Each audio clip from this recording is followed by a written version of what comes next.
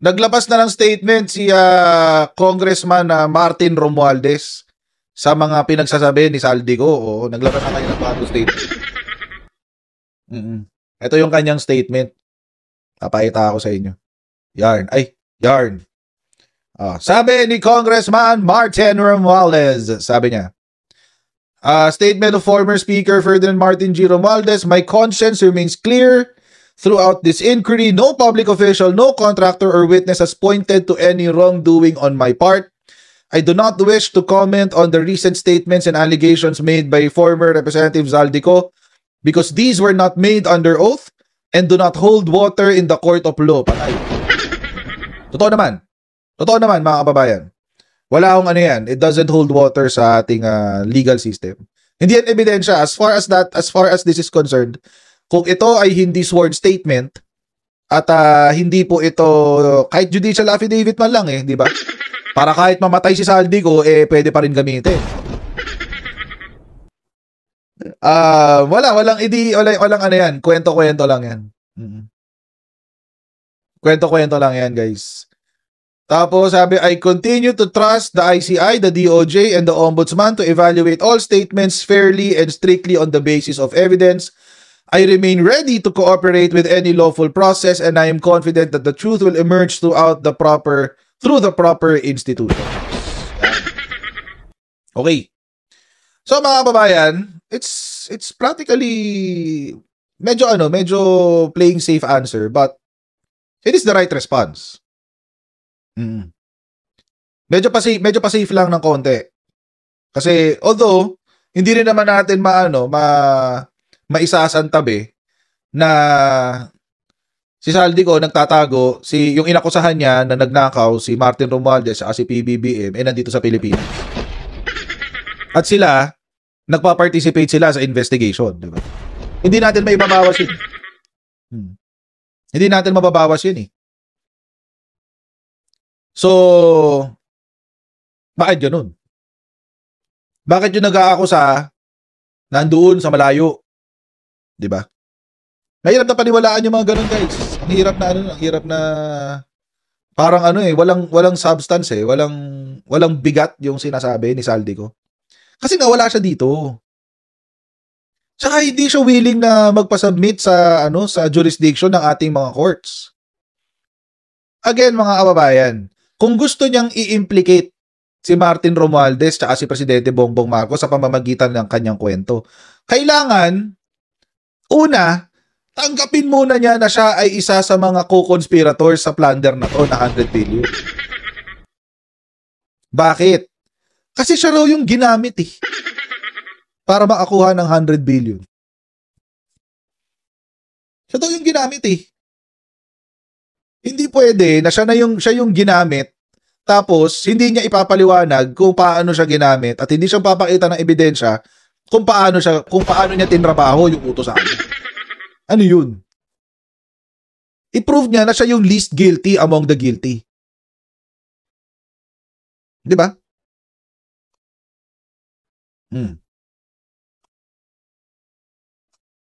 I-prove niya na he's the least guilty among the guilty. Kasi kasama siya indispensable cooperation nga ang ang papel niya Principal siya by indispensable cooperation. Hero ng mga DDS. Yung hero ng mga DDS kasama doon sa mga nagnakaw. Mahilig talaga sila sa magnanakaw. Si Sara Duterte pa lang idol na idol nila, magnanakaw. Si Pulong Duterte hanggang ngayon walang kaso, 51 billion ang kinorakot. May 36 billion pa sa Baguio. Dahil doon sa Rakneting tsaka sa Katsay.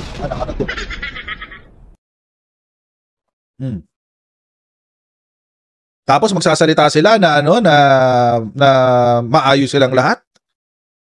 Excuse me. Baka nakakalimutan nila si Saldico ang nagsabi ng 51 billion ni Pulong. Stupid ba 'tong mga DDS na 'to? Tanga-tanga kayo? Si Saldico ang nag-expose ng 51 billion pesos ni Pulong Duterte. Baka nakakalimutan niyo. 'Di ba? So anong ibig sabihin? Tawid bakod na si Saldico. Bakit? Kasi nabisto na yung korupsyon niya. So sasama na siya doon kasama ng mga korap. Magkasama-sama sila, ibagsak ang Marcos administration kasi yung Marcos administration nakabisto sa kanila.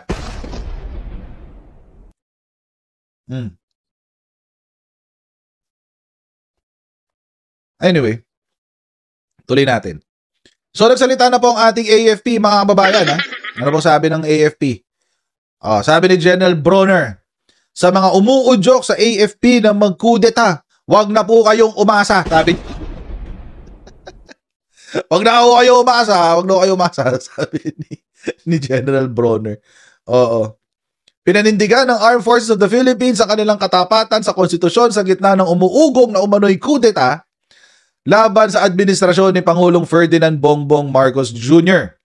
Sa panayam ng media kay AFP, Chief of Staff General Romeo Bronner nitong Biyernes, November 14, sinabi niyang mananatiling profesional ang kasundaluhan. Yan. Balita to kahapon. Kasunod na mga pasabog ni Zaldico, pinangampahan ng ilan na baka lalong tumindi ang galit ng bayan. Sa kabila niyan, giniit ng militar na hindi sila sasali sa anumang destabilisasyon at walang mangyayaring military junta. Nasa frontline na balitang yan si Brian Castillo.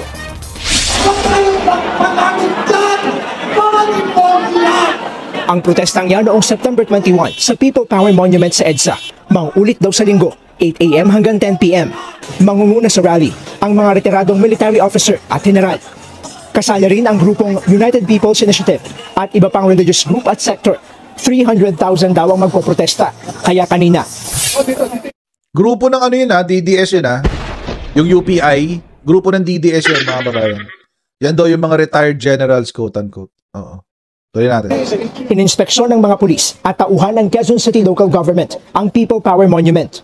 Hindi natin kontrolado yung ibang grupo na dadalo pero pakiusap natin na sana kung may mga ibang grupo naman is maayos yung pagpunta nila dito. Nakahanda naman po yung QCPD kung magkaroon man po ng anumang gulo.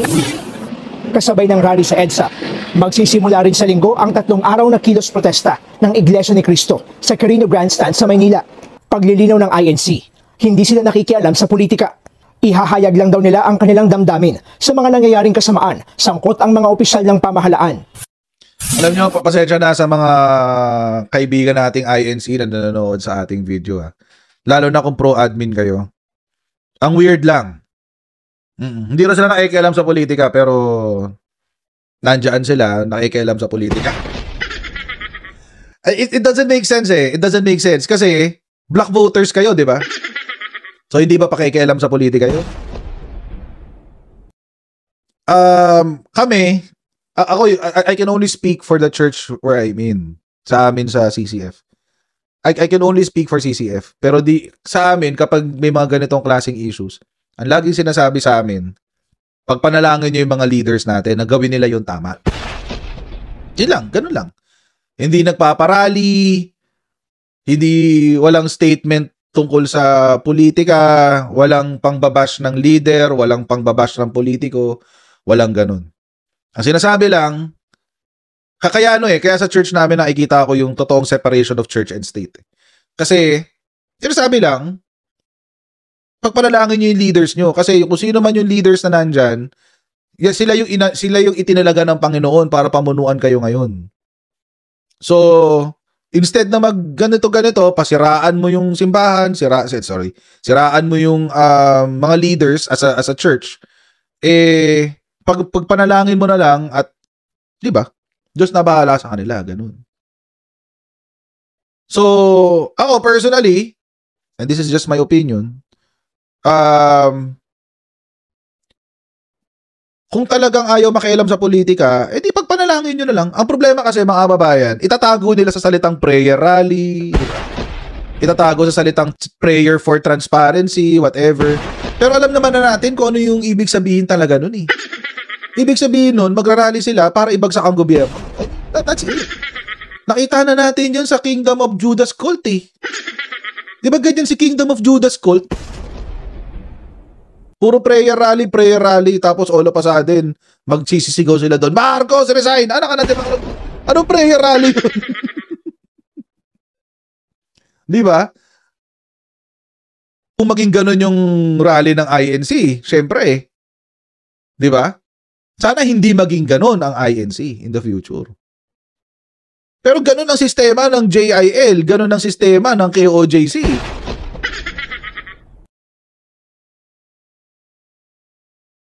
So, I mean, kaya nga itiniming na ngayon ilabas yung pagsisinungaling ni Saldico.